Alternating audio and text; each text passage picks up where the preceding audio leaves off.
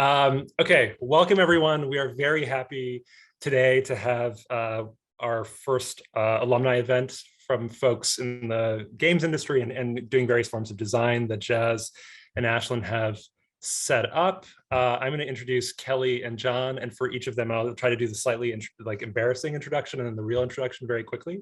So first we have Kellie Lu, who very importantly took my critical video game studies class back in 2018. In which she collaborated on a game titled Sequester that was an experiment with scrambling the relationship between expected versus actual outcomes in decision-making games.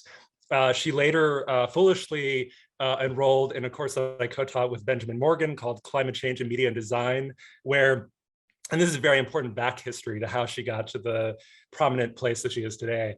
She created a speculative design project about wearables and climate change. She also co-designed a board game titled Universal Protest, which served as a kind of climate change modification of the game Block by Block.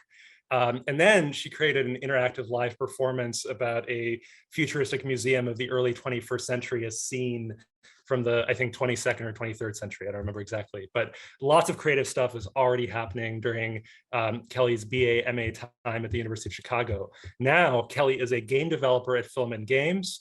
She designs many parts of positive impact games. Her work at Filament Games includes learning new things, each project, careful communication with clients, and working on a team of a variety of experts. Her background in psychology and creative writing grounds her work in creative approaches and player-focused design. But of course, had she been here a little bit later, she probably would have majored in media arts and design, as all of you on the call should. Sorry for that propaganda. Then we have John Churay, who very importantly took my media aesthetics course his very first quarter at the University of Chicago, where he wrote, among other things, a paper on David Cronenberg's film Videodrome, of which Ashlyn is now a big fan, and W.J.T. Mitchell's media theory. You also wrote another paper on Chris Marker's film La Jetée and memory in film. And then, very importantly, he wrote a third paper on the video game Braid and Bastion, like even in his first quarter, already suggesting a proclivity toward video game design. Later, John took the critical video game studies course in 2019 that Ashlyn, Sparrow, and I co-taught and collaborated on a game design document with like a total all-star cast of collaborators for a game called The Legend of Hamlet. So as you can see, John's trajectory was totally leading him toward his current illustrious position, which is the gameplay software engineer working for Electronic Arts on The Sims. John graduated from the University of Chicago in 2020 with a degree in computer science and math and minored in media arts and design. We will not hold this against Kelly because John was here a little bit later, so I had the chance to minor very early on in this most important of major minors. He's a huge fan of board games, which drives his interest in creating fun in the ways that players interact with systems. John is currently also playing through Persona 4 and got pulled back into Minecraft. So I'm going to stop there. And the amazing Ashlyn Sparrow, who runs the Weston Game Lab and designs many great games, is going to MC some conversation with Kelly and John. Thank you so much, Patrick, for that glorious introduction. Question for you all, can you all hear me? Do I sound like I'm speaking from a shower? No? Do I sound okay? So. Well, perfect, okay. So I'm hanging out in the Weston Game Lab with some future game designers here in the room watching this panel talk. And so just, you know, we're gonna keep this very casual. We're gonna have some amazing conversation. And so for all of you viewers at home, feel free to drop your questions in the chat, okay? Because as I ask some questions, I will bring in your questions as we go along, all right? So I'm actually gonna go ahead and get started. And I just wanna know, so what do you all do on like a day-to-day basis? Like, what does it mean to be a game designer or a gameplay programmer at your respective institutions? What does that actually mean? What does that look like? Yeah, I can jump in first. So I'm at Filament Games. Our logo is here. And so our studio makes games for positive impact, and we primarily do client work. So like we're a for-hire studio. We don't really make our own IPs. And we rely on clients to say, hey, we want you to make a game for therapy purposes, or a game to like do adult training people with CPR, or a game to teach children, I don't know, science principles. And so the way we work is that on each team that develops one game, there is one of each discipline. So there is one designer, one artist, one UI UX person, one engineer, and one producer. And so day to day, what I'm doing is, because there's usually just one designer per project, I'm doing all of the design. And that means I think about like, what would this game look like? What are cool mechanics that would happen in this game, especially in regards to the client's learning objective. And I just write a huge document with every single thing that happens in the game. So if the player, it ranges from anything really big picture, such as players will use a platforming system to explore, to the very granular, such as when the player jumps on this button, it's going to open a door here.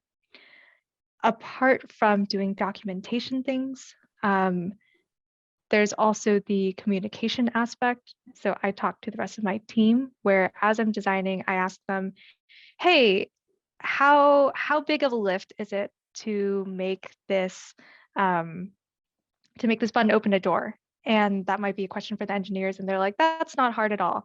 Whereas if I said something like, what about networked multiplayer? They would be like, that is a huge lift. Don't, like, that would take up a lot of time. So I'm talking to every single discipline. And the last part, which is not for all game design, but is a big part of my role at Filament, is client communications. I will talk to subject matter experts. These are people who run schools or museums or have a company that does physical therapy, and I talk to them about what their learning slash like training goals are for the game, and then I figure out how to translate that into a game. So to summarize, it's a lot of doing documentation, like thinking about what a game could look like and documenting that. Then there's talking to the team, making sure that's viable, and talking to a client and making sure that's reflecting their goals. So that's it for me. Then I'll pick up from there, because it's similar in the broad strokes for working at bigger places too, where it's, we have a large number of people working on The Sims 4, but we sort of go together in phases of, I kind of think of it as improv, where designers sort of are the yes and engineers tend to be the no buts, where you have this sort of like back and forth of like designers coming up with documentation on sort of what they're looking for. And then as an engineer, I'll sort of look at that and I'll like, take a day and go, oh, yeah, that's going to take too long, but we can do this other thing that will get us close enough that can set us up better in the future to do more stuff, particularly working on a game that's been going on since 2014, like The Sims 4. Like, you end up thinking a lot about like, what can we use for the next thing we're releasing in a year and later on, as you sort of work on the sort of like live servicey aspects of games. And so there's a lot of like experimentation with what you can do. There's times where you're just like, all right, I'm just gonna sit in my code hole for a few days now, and I'll come back out with something. And you work with people to get wires done so that like, what is this UI actually going to look like? How are we going to be piecing this together? But yeah, just a lot of that sort of back and forth of documenting and implementing and coming back and being like, oh, I estimated this task wrong, so maybe we have to change how long this is going to be working. Yeah, and an interesting thing I was thinking about when John and I were talking last time about like how our studios work is that I guess my studio it's around like 60 people, but again, because it's client work, we work in really small teams of like 5 to like 7. And so because we're so small, we have like a different workflow than what John's studio might have. Whereas like, his studio has a lot of designers working and a lot of engineers working. And also they have IPs that have like lasted for really long, like all the different Sims. There are tools and stuff that you can reuse. Whereas for us, it's like, I think our engineers are actually not allowed to reuse code between projects. So they're building everything from the ground up, and the teams are very small.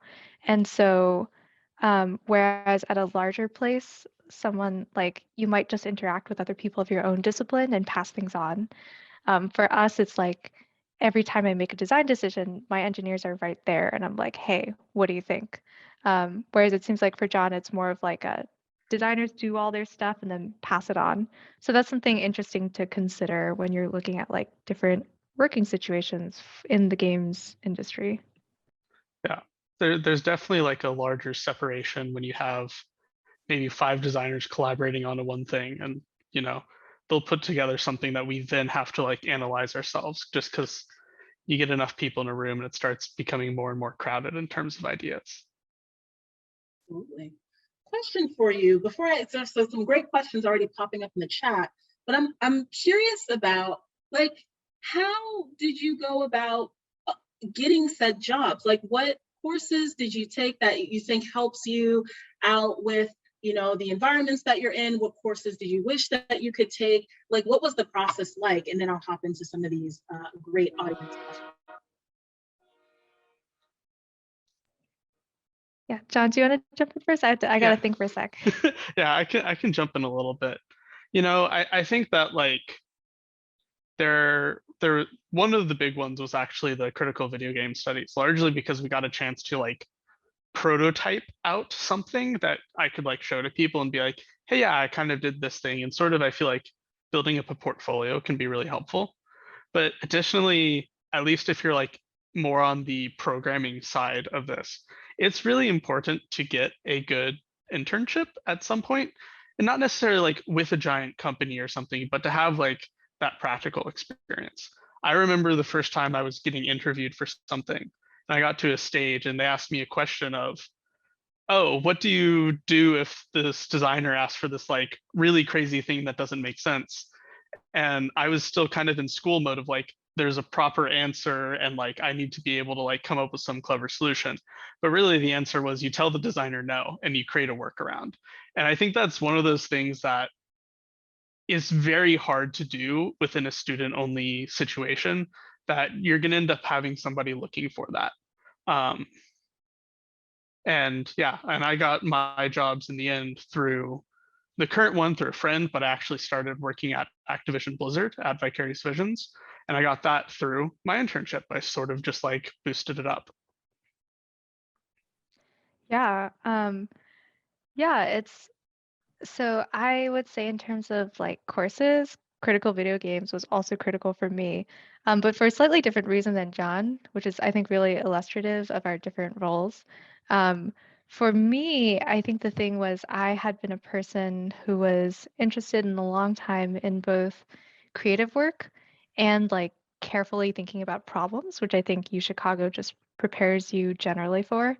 But critical video games was where I realized games could also be analyzed and unpacked in the same way that you might approach a book. And I remember going to Patrick's class and he mentioned that on the first day, and I was like, I thought we were just here to just rave about how much we like games, and I don't know if I'm ready for this. But it was great in preparing me for a design role where you're thinking very carefully about like, does this mechanic, like, what is its purpose here, and does it help the game, does it hurt the game, and what kind of especially in positive impact games, like what are these implications? Like a tycoon game can be it's like you're buying everything to produce more and more. What are those implications? So it was helpful for me in that way. In terms of, let's see, experience, I want to echo John's point that I think it's very important. Like right now, I've heard from a lot of people that the games industry is not looking for a specific type of education. It definitely does help, but they're very focused on portfolio and like experience. And so, unlike John, I did not have any sort of internship in the game industry. I decided I wanted to do games like the second half of my fourth year at UChicago. So I was trying, but I didn't quite get I didn't quite have enough time, I guess, to get one. And so what ended up happening with me was um, this was like 2020. UChicago had the deal for like, if you do a master's, a one-year master's here, we'll give you 50% off. So I figured I could try to use that time to build a portfolio and gain some experience.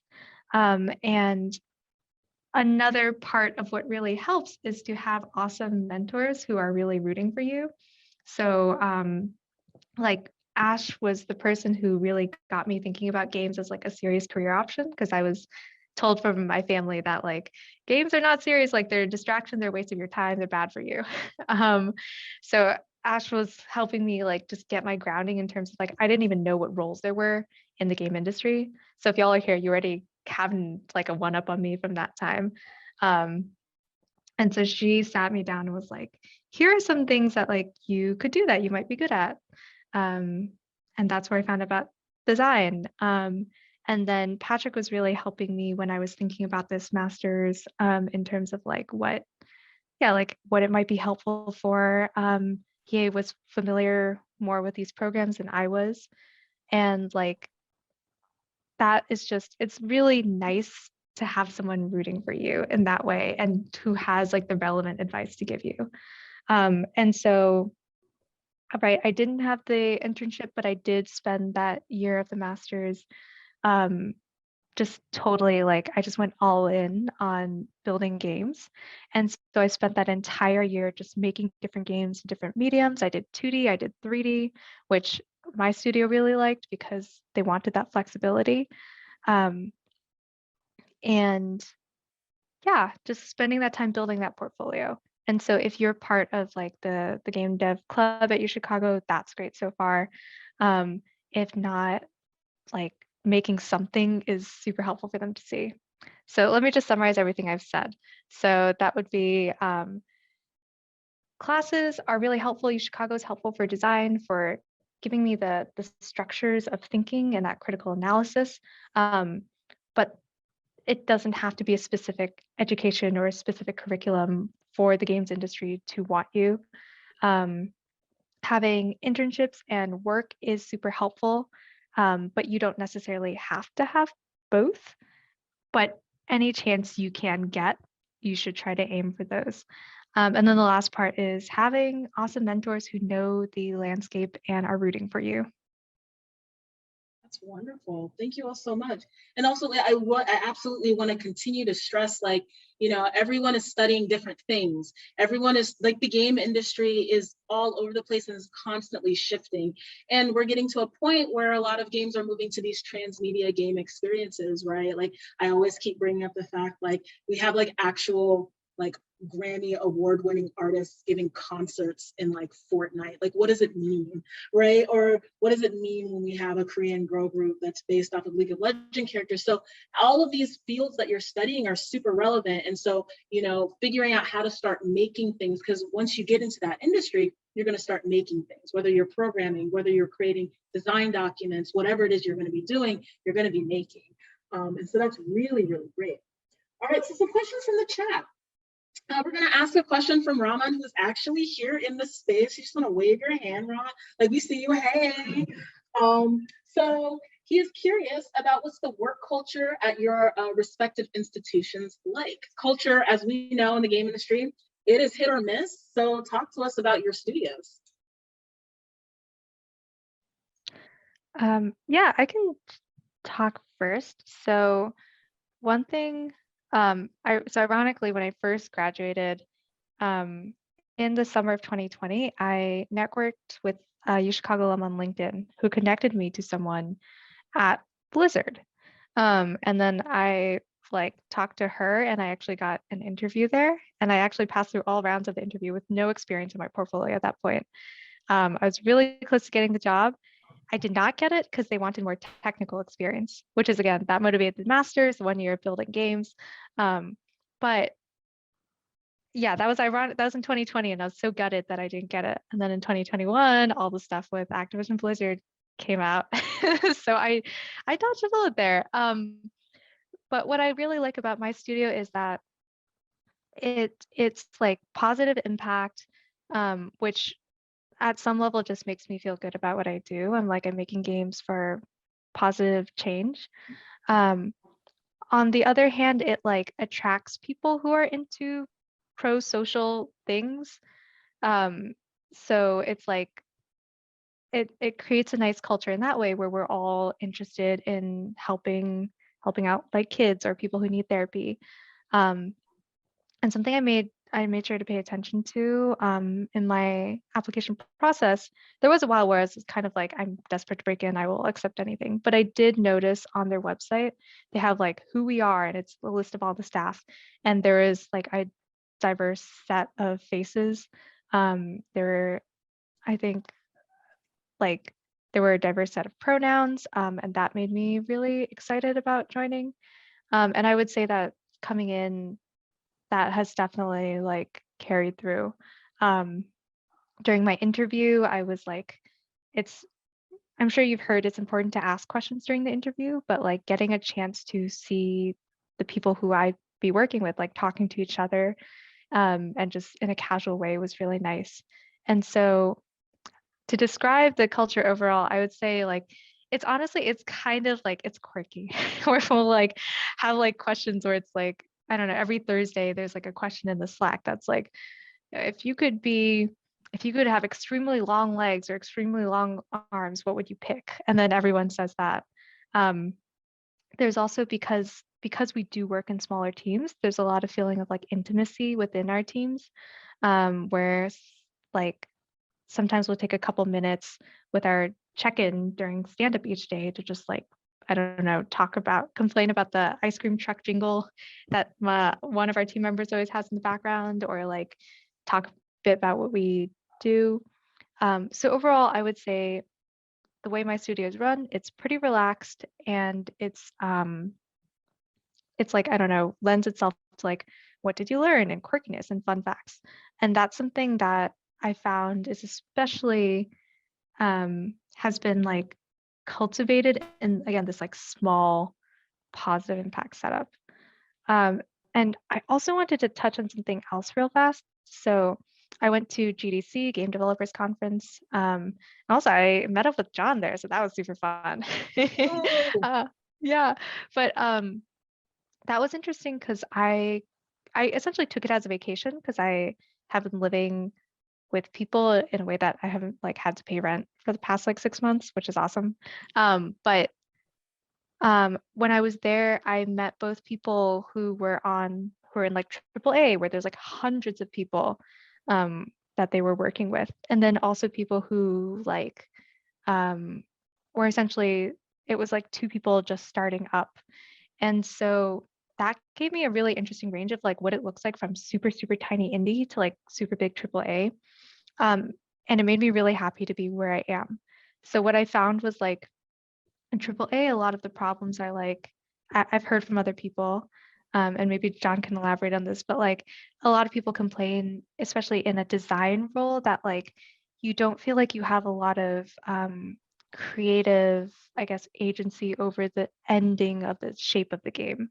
And sometimes you can feel like you're a cog in the wheel and your creative voice is being stifled a bit.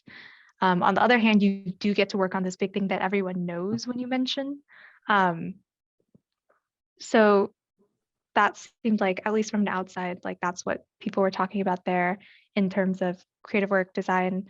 And then on the other end, with a really small studios, there's both there is a problem of, well, I guess it's not really a problem, but a feature of it is you wear many hats.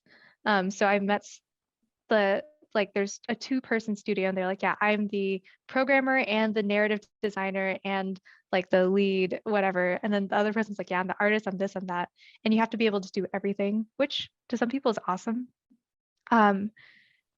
There's also a thing of when it's really small, you have to really put your all into it. They were talking about they had put all their savings into starting this. They went to so many conferences trying to pitch their game, trying to find a publisher. They were like doing a lot of like bluffing things where they're like, yeah, well, fund us for 10 people. We only have 2 right now, but we'll get 10. Not bluffing per se, but it's like a lot of like, things that are not hinged on certainties. But on the other hand, you get to have a lot of influence over what the game is like. You get to try out all these different roles. The reason I want to say that I enjoy where I am currently a lot is that it's small enough that I get to have creative agency over the entire game.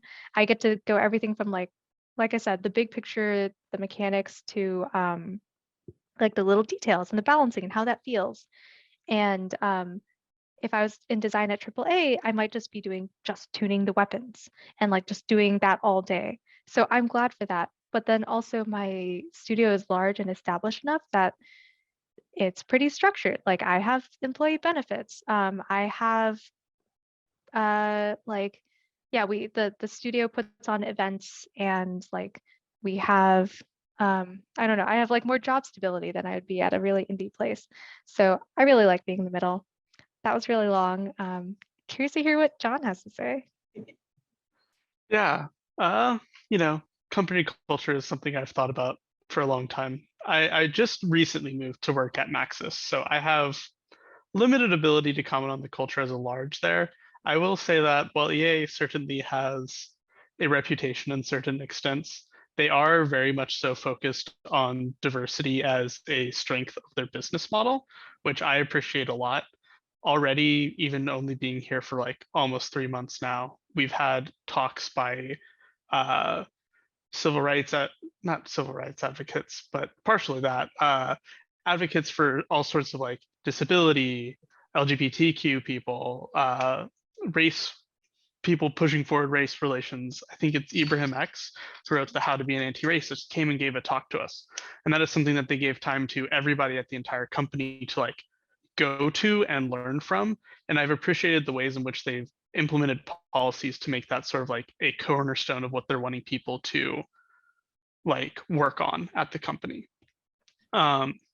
I will also say that one thing that I enjoy about sort of larger studios as sort of counterpoint to the doing it all on your own, which is like nice because you do have a lot more agency there, is like if you're just starting out, you can learn a heck of a lot from some of the people there. And depending on how your studios are set up, like you have these amazing resources that teach you how to like put together technical design briefs for programming side, right? Which is something that like you sort of learn in college, but when it comes to the back and forth of collaborating on something that other people can work on, determining how long it might take to actually implement something is something that's like hard to do and a skill that you can get a lot of advice on people from. I think that there's also like an element of like learning how to collaborate that is like so hard with more and more people in the system, that is something that's kind of like a fun challenge to work through.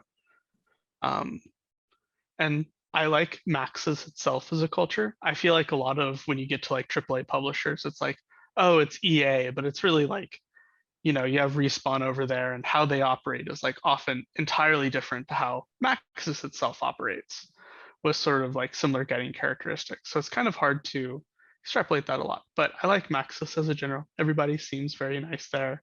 They have, I know my friend who I sort of followed to this job has appreciated that she's had opportunities to talk with like higher up women in engineering regularly, because one of the issues that she had encountered at Blizzard had been sort of like, we had very few female engineers. And so having the ability to like regularly touch in with another person lets you sort of like validate experiences of microaggressions or occasionally macroaggressions that might happen, which I know is something that people might worry about. And so finding places where that is an option seems to be like good for her at least. And it makes sense to me that it's like a good option for people to have.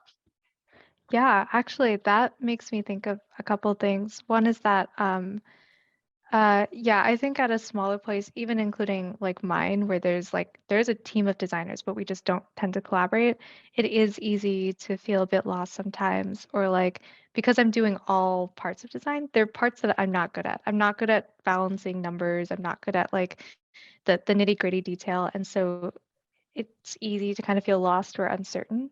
But echoing John's point about like getting to talk to higher ups and having that like space where you feel comfortable talking to them has been super nice for me, both in terms of like yeah, things like client work is difficult and like it can be frustrating, and it's a tough part of the job, so being able to talk to someone about things like that is nice.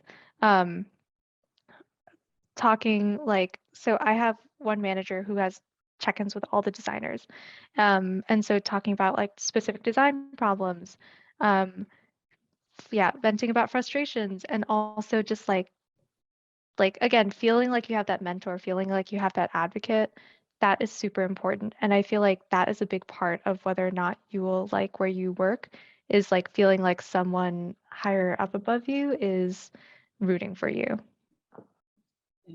Great, thank you. Rowan has to go, but he thanks you for answering his question. He has class, it's an ethics class. And so I'm like, you should probably go to that class. But I was like, but what if whatever.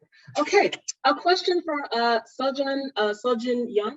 How do big game companies coordinate 100 plus coders? So John, this is a question probably for you if you have hundreds of plus coders, but I'll be curious to see if there are some similarities at Filament Games.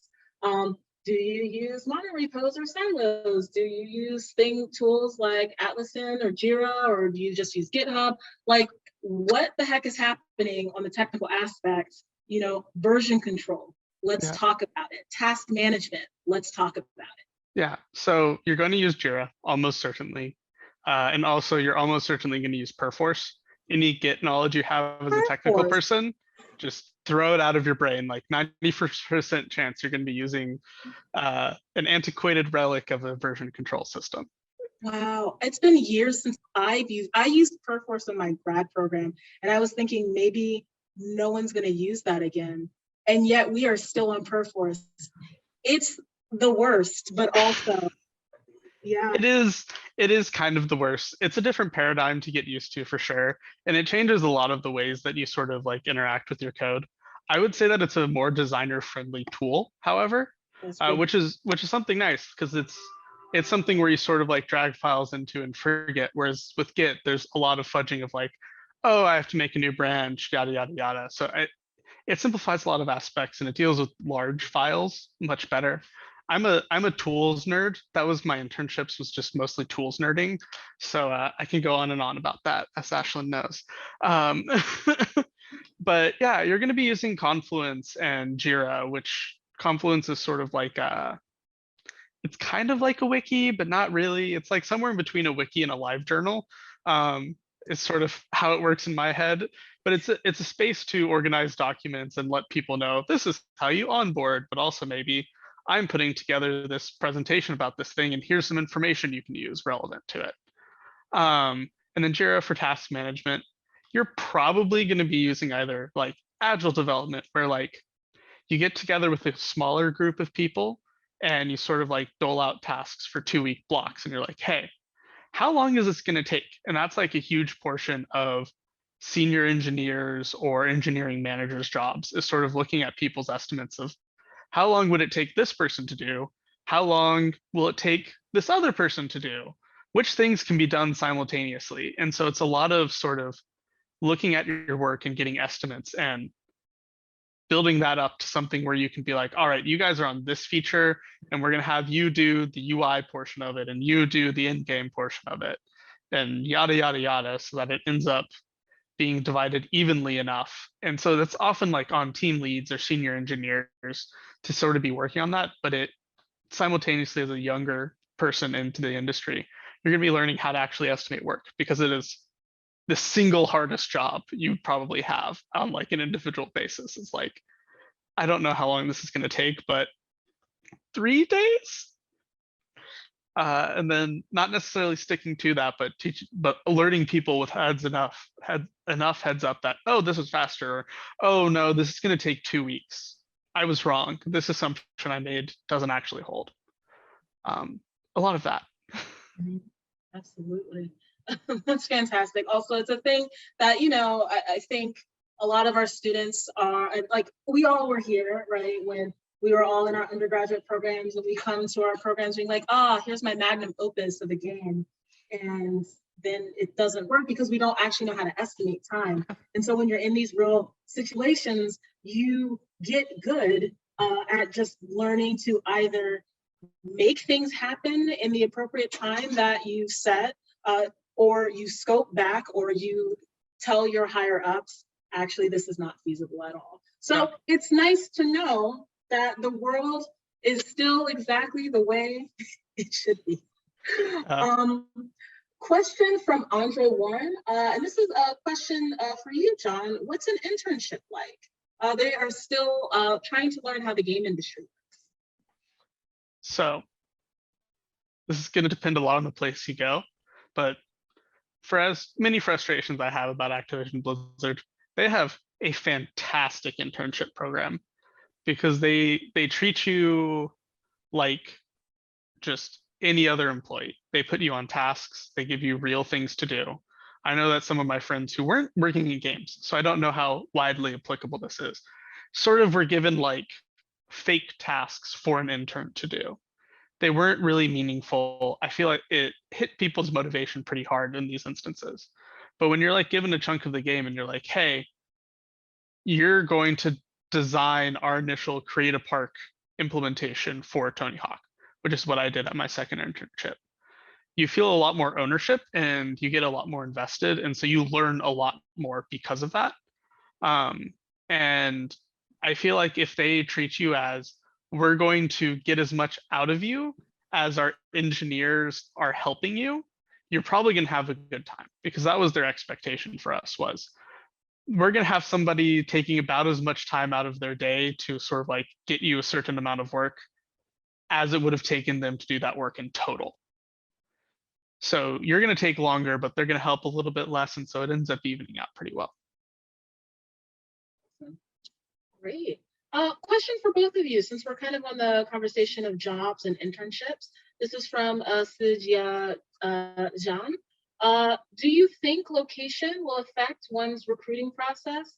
Will going to school / moving to the West Coast help one get more opportunities? And do game companies have target schools? Okay.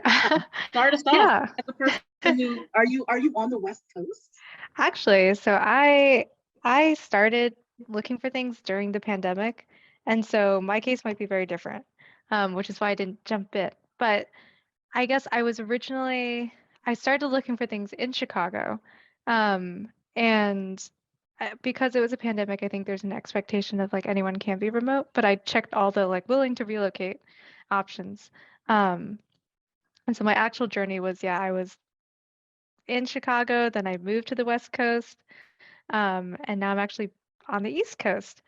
But I would say that the advice that I got from someone who was like in the games industry, I want to say like 4 years back, she was saying that it was beneficial in terms of location to find a job. And she was saying that she did a bunch of volunteering at games related events and attended a bunch of these conferences, which was like, again, facilitated by living on the West Coast. She was based in the LA area.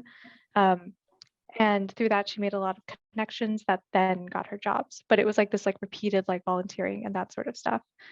So there is an argument for that being helpful. Right now with the pandemic, it's hard to say because I was hired with the expectation that I would be remote because we didn't know how long the pandemic would last. Part of what my studio does also is like even before the pandemic, they were okay with having people remote. So it's something that's a bit hard to say. I guess it is a benefit. Also, like another thing about the games industry is it's super connections based. Like again, how I got that first interview was I networked with an alum who knew someone who got me that. And then with this position, I applied, and then I also talked to someone who is currently a designer. And he said that like my application was strong enough that he didn't really need to speak up for me, but I can't imagine that didn't help a lot. So as much as I don't like to say that you have to move somewhere to get a job, and like I didn't have to move somewhere to get a job, but that was in a special circumstance. So if you have the means, maybe it's helpful. It's an answer I don't like to give, but I think that's what I've been told. I'm gonna echo that a little bit as well. I think that some places are starting to open up more and more for sort of remote work, particularly after the pandemic. But even then, the expectation going into an interview is that you're going to give a place that you'd want to relocate to. You're going to, like, even though I was working for Maxis, they have like a couple different locations I could be at, and they're like, which location are you looking for?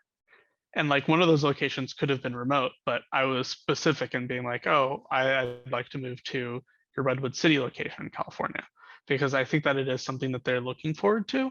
And part of that is there are parts of the video game process that are like very easy remote.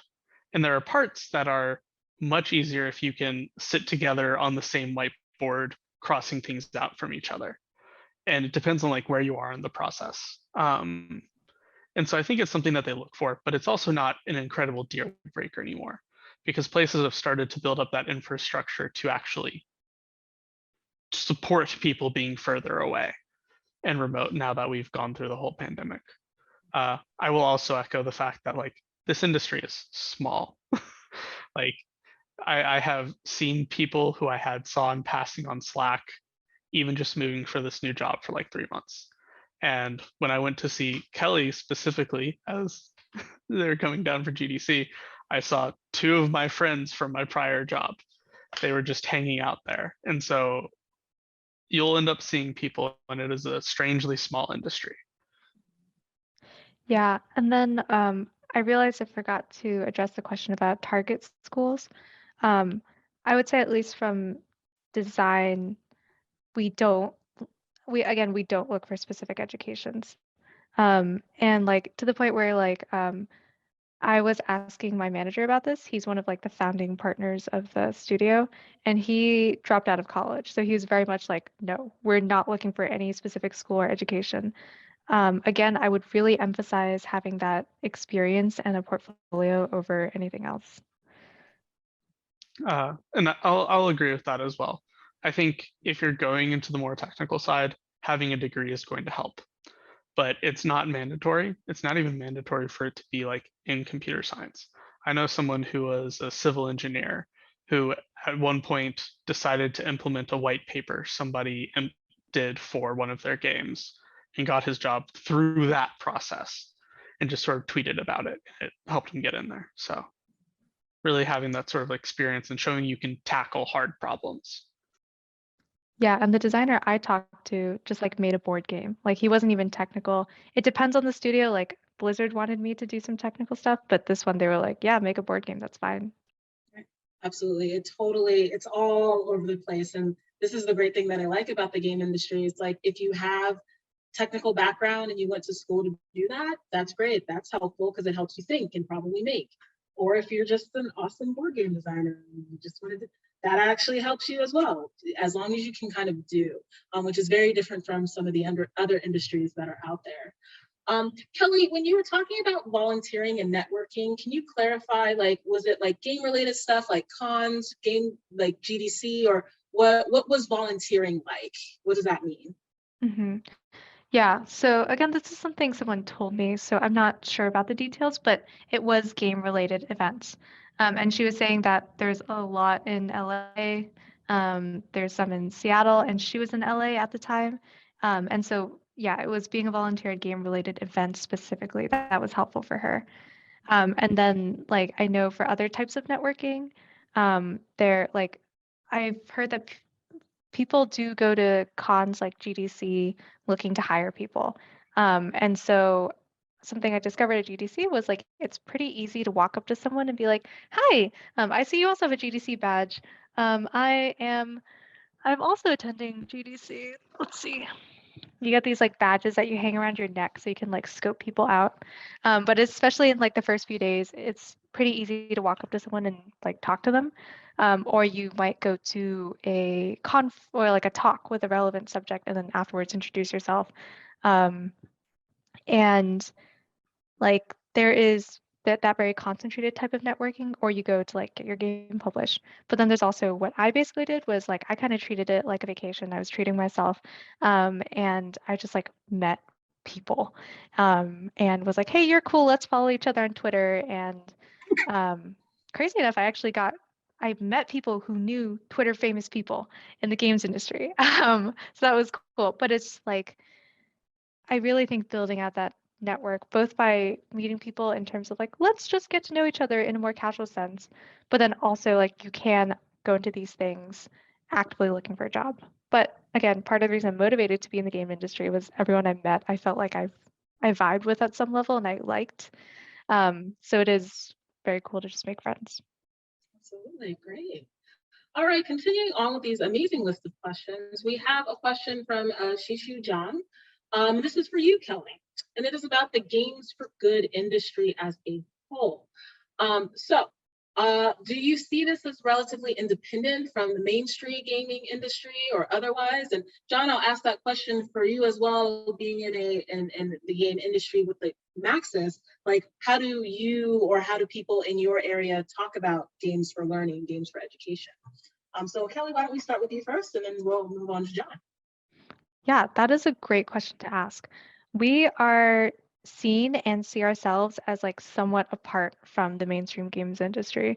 We have a distinction between games for learning and / games for like change and that sort of stuff versus entertainment games. So one of the reasons I went to GDC on my own is like at a lot of games entertainment places, they might buy you a badge or they might like, compensate you if you purchase a badge or something like that. But I asked my manager and he said, we're not really doing that. Part of the distinction is we have different sources of funding. We don't make money off of our games. We just, like, the client is paying us. And so we actually don't worry about the commercial success of our games or whether people like it because we just make the game and that becomes a client's problem. Well, of course, we still try to make a good game, but like it's very different than being in a place where you're like, okay, we have to make sure our players like it, and we have to make sure that they're happy. And like, I don't know, maybe there's something at other studios where they have to like check player feedback all the time. For us, it's just, is it satisfying the client's learning goals? If so, okay, there it goes. And so, yeah, that's a big difference. And in a similar vein, we have different sources of funding. Like being at this studio or one of our, like, I guess, competitors or other people in the same area, like Shell Games, for example, you should probably have different salary expectations than if you're going into games for entertainment. Like another thing, for example, is my studio is located in Wisconsin-Madison, rather than like a hub for game studios, which might be like, yeah, the West Coast or Texas. Yeah, and I'd kind of agree with that as well, that there's little crosstalk, I feel like, to a certain extent. I feel like there's different ways that we learn from like the way that designing each of these sorts of systems work, because there's like room to learn there. But there's not a lot of like explicit talk about the connection between that and games for entertainment. And I think a lot of that comes down to, again, that sort of expectation of like the players have like we need to get our players invested and continually like feeding sort of back into a game for entertainment, particularly on The Sims, where it's essentially like one of the early live services where you're wanting to get people coming back for this new batch of content and doing a lot of user research with them and being like, what about this didn't make sense to you, and making a lot of adjustments post fact to sort of help with that. Right, absolutely. And I'll just throw out, like, just talking about the different funding sources that Kellie was mentioning. At the old lab that I used to run, the Game Changer Chicago Design Lab, co-founded by Patrick Jagoda and Dr. Melissa Gilliam. She's now at Ohio State, but it was in a similar vein. The competitors of Game Changer was Filament Games and Shell Games in this kind of education or game space. A lot of people who are working in those spaces are primarily coming from education or medicine or some other field that's not actually like games. So the structure of the studios are a little bit different. And like Kellie's saying, the salary requirements are a little different because a lot of it's grant funded, a lot of funding coming from the National Institutes of Health or the National Science Foundation, large government grants that have to be spent in particular ways and that you have to keep going for. A lot of like John was saying, the difference of attention is really important. A game for entertainment, you are competing for people's attention, while an educational game, you kind of have a captive audience, captive being however you want to describe it, but like you're in a class and it's like, well, you can either read a book or you can play this game. And it's like, well, you would probably prefer to play a game, right? And so it's a different type of audience and a different structure, but also ripe for opportunity. So if you're interested in that, absolutely hang out with Kellie. She'll get you what you need. Next question from Marie Graney. I'm sorry if I have mispronounced your name, but this is a good question and I'm gonna expand on it. Portfolios, all right? What is the process of working on a portfolio? How do you choose what to include? Where did the content come from? Is it coursework? Is it independent work? Like, how did you get feedback? What was your process like? Yeah, I can talk about my process mostly like trying to make a portfolio in a very self-driven way. So the master's program I did was math, MAPH, master's in the arts and the program of the humanities, something convoluted like that. But essentially it's like, it was a program for like basically academia. And I like strong-armed it into being like for my game portfolio. And so I'm very like privileged to have been able to take that year and do that program. And so I kind of went all in on making that portfolio. The program itself had some great structure in terms of it had classes and I could choose my own classes. So I chose classes that were about game development. So that was like, there was a puzzles class that I took. There was a art games class. There was a video game history class. And so in each of those, they gave me the option to make a game. And again, because this was like a very concentrated effort, I was like, okay, I have to do all of these. And so a lot of what I made in those games fed into my portfolio. Also in the program, there's like, they do pair you or you take the initiative to find a like thesis mentor, essentially. You have either a thesis or a capstone project. The difference is one's in academia, the other one's a project. And so for the project, I found myself an advisor, and there's also like, what's it called? A precept where there's other students and a preceptor who helps you workshop your project. So I had very structured forms of feedback. I do think that the feedback is a super important part of the portfolio process, and like, especially for design specifically. If you don't have structured forms of feedback, such as like you're not in the club or you don't have mentors, I think it's important that you seek that out. But yeah, did I answer the question? Yeah, absolutely. John, do you have how did you work on your portfolio? Similarly, a lot of stuff from class. I had some game jam sort of things, and I'm going to be cautious to support putting game jams in portfolios because they should not be the product of the game jam. There's a good saying that 20% of the effort gets you 80% of the way, but that sort of like last 20% of polishing is what differentiates a sort of like, oh, you kind of might have an idea here effort from this person has something more going on in this, and shows like that extra little bit of care. And I think that's also kind of true with class projects, where you'll often get to the end and be slightly dissatisfied with it because you have that sort of like end that's predetermined, right? Like you're shipping out the game and that's the day you're shipping. And so there's going to be some bugs and there's going to be some issues in there. But that last bit of effort teaches you a lot, because bug fixing is one of the most like important parts of developing games. And it is something you would, knowing how to do and being like, yeah, I made this thing in my portfolio and I ran into this specific issue, and being able to explain your thought process on fixing it is like actually very meaningful from a technical side. Yeah, that also, what John's saying is reminding me of a couple of other points. One of which is like, the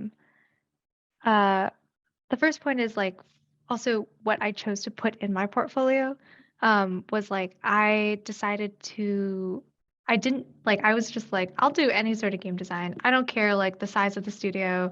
I don't care like what kind of game.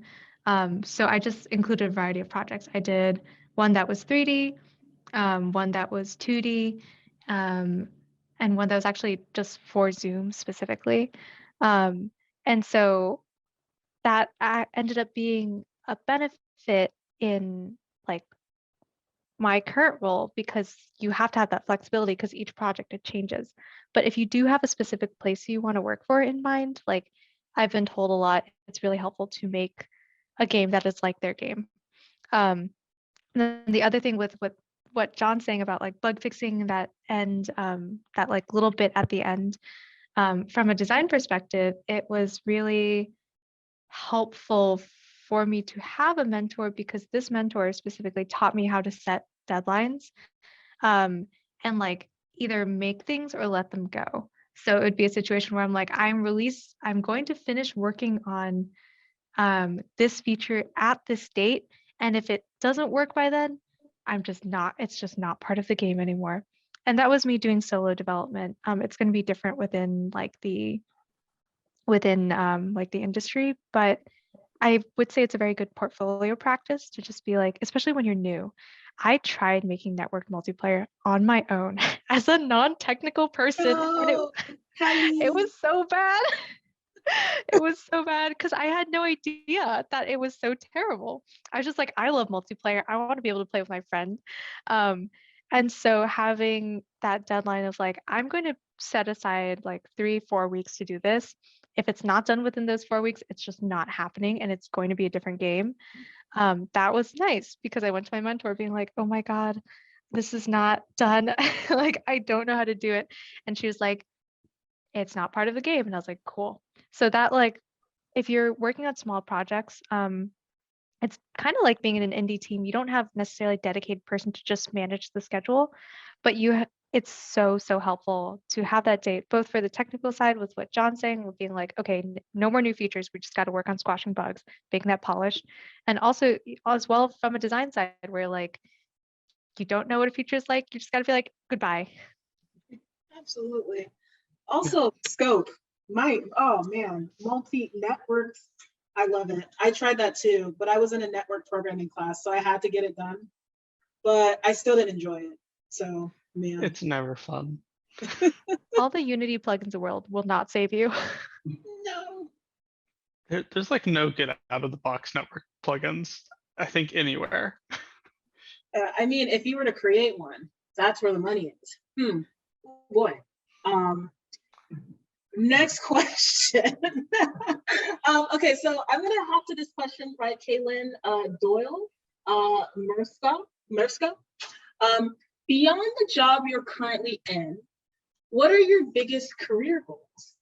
Have they changed since your time in school, or have they changed at all? Yeah, I can hop in. For me, it was really illuminating having that bit of experience at my studio and then going to GDC and hearing about all the way from indie to AAA. Because I'm a kind of creative first person, I always wanted that like lot of creative agency. Patrick mentioned I come from creative writing, and like I'm used to just having a whole novel that I just write out by myself. And I love the idea of games not being entertainment, but being art. And And so that's really where I wanted to go. And when I first thought about getting into the industry, I was like, I want to get into the industry like at a low level to just gain experience first. And then I want to set off and make my own studio. Since going to GDC, I'm like, I personally, like, y'all do whatever you want. Your preferences are your own and they're totally valid. I was like, I don't really want to go into AAA long term. I'll totally do it and like it'll be a great experience. I'll meet cool people, but that's not my long-term goal because I do want that level of agency. I also personally myself don't really want to go into that really small indie culture where it's two people trying to hustle all the time. In my past, I've had a really bad experience with a tiny startup that was also two people and me. And the sort of pressure of constantly not having any job security and like having to put your everything into the work at all times is not really my vibe. Like I like to be able to take weekends off and spend it with my family or like have a hobby on the side. And when I was at that startup like years ago in a totally different area, by the way, they didn't really have that.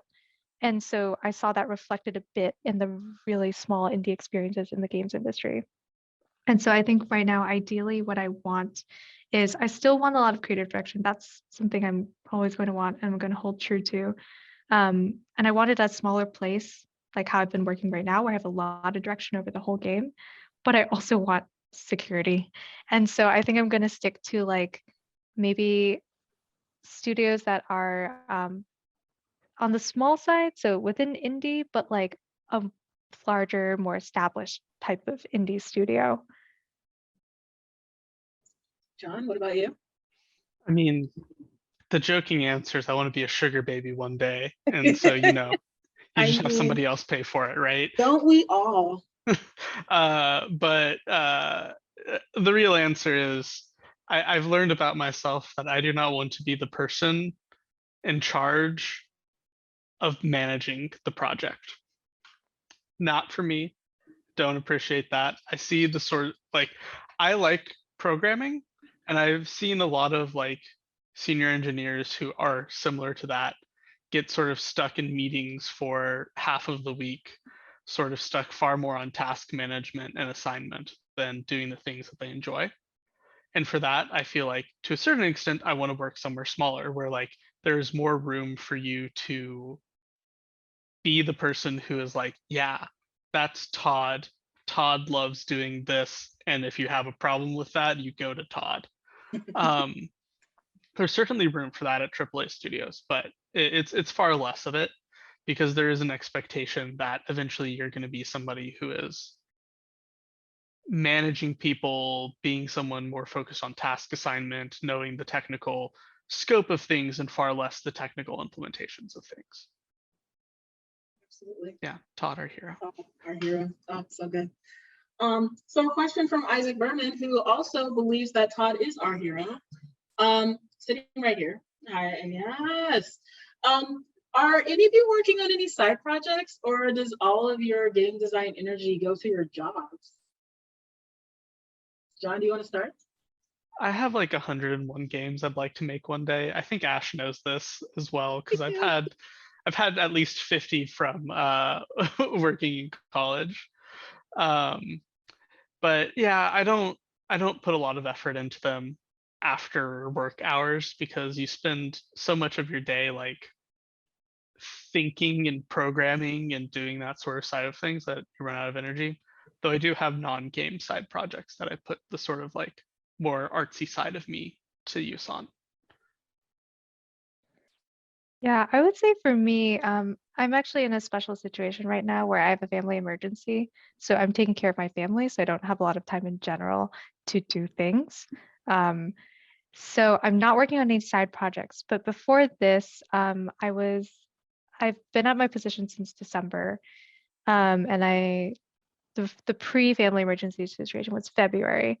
So for those months when I was first starting out, it was hard because I had a lot of intrinsic motivation or like internal motivation to work on games before getting the job. Once I got that, I lost a bit of it because I was like, I no longer have to do this and I can just rely on other people's structure to like get me to do things. But recently I have been hankering again for that like output of creative energy. Because I am a designer, I see many things. I'm like, oh, that would be a cool game. And so there is that desire. It's a bit harder to act on it. I think I'm in a similar position as John. But not for me, it's not so much because I'm doing design work during the day, because I do such a variety of it that like it feels like I'm doing something different on my own projects. It's mostly like being a solo developer is hard because there's many aspects that you have to go through. And so there's like the inertia of being like, I could design a game on my own, but then the design or the art would be mediocre. The technical part would be hard. And then there's also like the, let's see. Oh, and also like, I'm like, I could wrangle together some friends to do this, but then there's a question of like managing them and like their time and stuff. But what I've heard the most is that a lot of game developers will participate in game jams, because then it's like, here's a set amount of time. We're just going to pour all our effort in this and it's going to be wrapped up. So I do think that there is some sacrifice of personal projects when you are like working full time. But I think game jams are a really good time to get that out. Yeah, I agree with that there as well. And also when you work for big companies, you often will have to get it approved too. So that's an unfortunate reality. That's a good point. For any of you in Chicago who also wants to have a structured time to work on game projects, have you considered joining the UChicago Game Design Club? There is a game jam that is happening this Sunday from 12 to 8 p.m. Oh my gosh, focused on analog board games. Like, forget about the technical aspects, just focus on your rules. Come hang out with us. Weston Game Lab, it'll be super cute. There will be snacks and everything. So absolutely, game jams, they're helpful. A question from Lilith Yu, and this is for you, Kelly. Could you talk about your experiences about being a female in the game industry? Yeah, I've only worked at Filament, and again, coming into it, there was a lot of diversity. And so that's been really great for me, just getting to see that up front and going into it. Would have been very different if I started at Blizzard. Who knows? Questions. But I will say, like, the biggest part of it is that like my studio is very welcoming and it's great. There are a lot of people who are like, just to be very direct, I think gender is kind of fake and weird. So I identify as a feminine person and a woman, but also not necessarily like a very structured binary person. So getting to be with other women and other people who are like, I don't know, gender non-conforming and all that has been really great. And that is the biggest part, I would say. I've also met on like Twitter and other places, spaces for gender minorities, and that's been nice. But I can't speak for places that I haven't worked at. And I was told, actually, someone I met who is like older, who's been in the games industry, like worked at Ubisoft for I think 13 years or something like that, like, and now is doing indie. He was like, yeah, you can have bad studios, but that doesn't mean everyone in it is bad.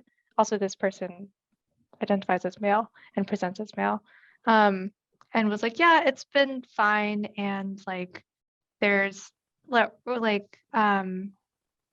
it's kind of like there's bad studios, but that doesn't mean everyone in it is bad. And like, to some degree, you have to tolerate this. I don't know how much of that advice I believe or take to heart. But that's another perspective. So again, personally, for me, it's been fine because I identified that coming into my workplace, but I can't say for anywhere else. It's hard. Thank you for that. Oh, but I will also say, yeah, there's like there have been more like initiatives, especially in internet spaces for gender minorities in games. So I suggest that's something to seek out, and people in those groups feel like very dear to each other. Beautiful. Thank you so much. A question from Antonio Costano. How do you find compromise between artistic vision and deadlines for games? In your opinion, does the business model or fan engagement determine a game's success? John, do you want to start us off with this one?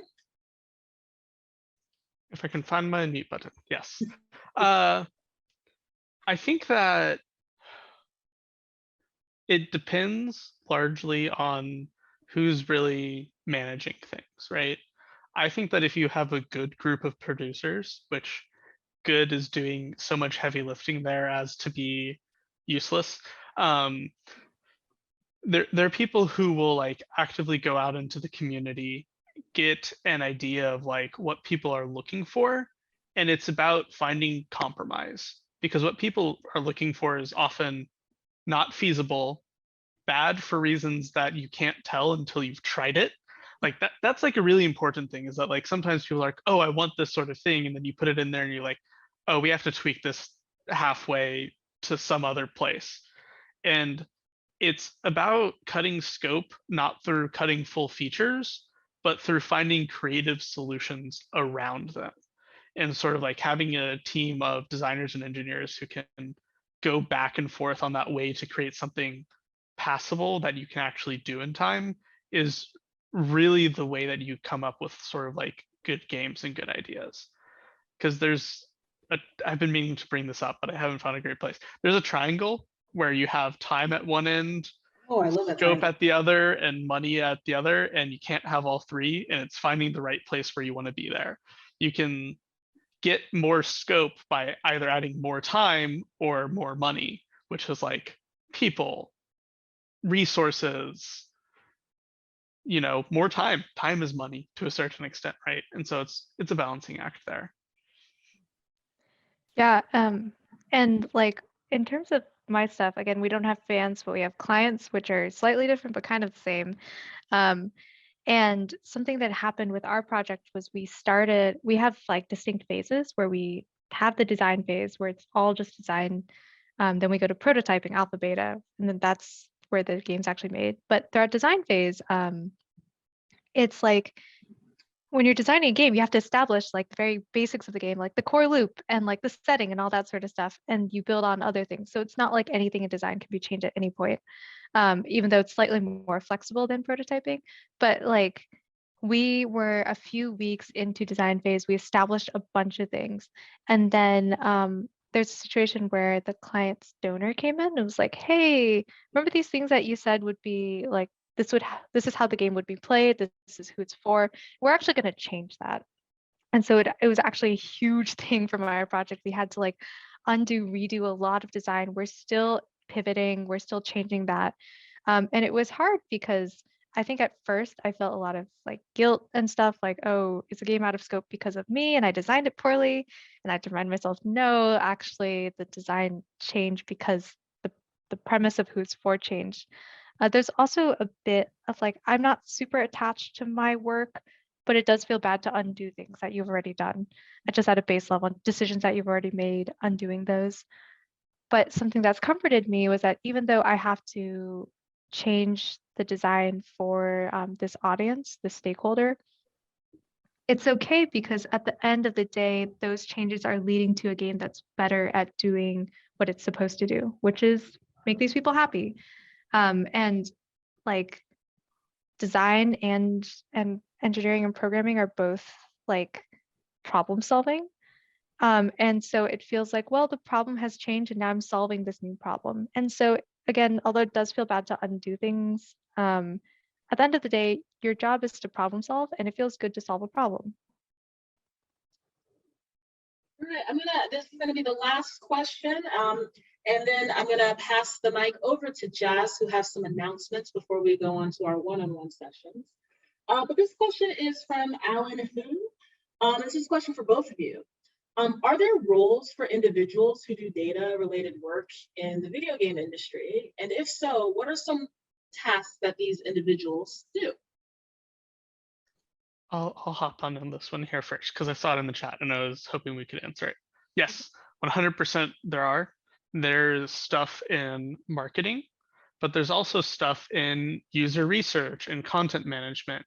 A lot of things where it's like, oh, we're going to suggest you play with this user generated piece of content, comes from that sort of stuff.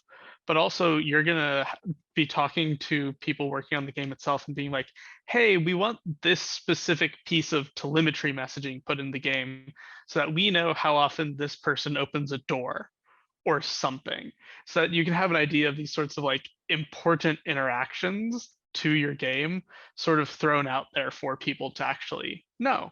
And so a lot of data design goes into that. And even on a programming level or just an analysis level, there's room for both. Yeah, I would also say, I don't know as much as John, but like a big part of a big part of game development is production, which is not really data, but it's like if you're more into like managing things, timelines, organization, like that's a good option. Absolutely. And I'll follow up with this as well. I honestly also gave a very similar moderation for a panel for individuals who were coming from the social sciences, and they did a lot of strategic direction or cultural insight. So kind of digging in deep of thinking about how to use the social sciences and ask questions about user data, or what is the culture of gaming? Where is it going? What's the difference between players in the US versus in the UK, China, South Korea? What are those cultures like? How do we start figuring out those metrics, right? So all of you good old social science majors or your data science majors, there's a place for you in the game industry. I think, okay, because Jazz has told me we need to pause at 6:22, and that means there are 2 minutes left. Really quickly. No, you can go ahead and come back in here, Jazz. From a question from Steele. This is a question for you, Kelly. Be quick about it. As a person from who has a humanities and creative background, how did you go about learning the technical sides needed for game development? You've got 2 minutes. Let's go. Had to do a lot of self-driven learning through things like Lynda. You all should have access to Lynda. That's LinkedIn Learning.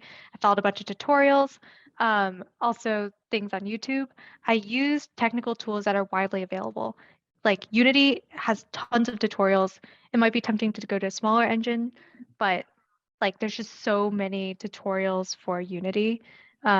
So things with like widely available resources and following online tutorials, and it helps to have like 1 or 2 friends when you're really stuck to just be like, hey, can you look at my code?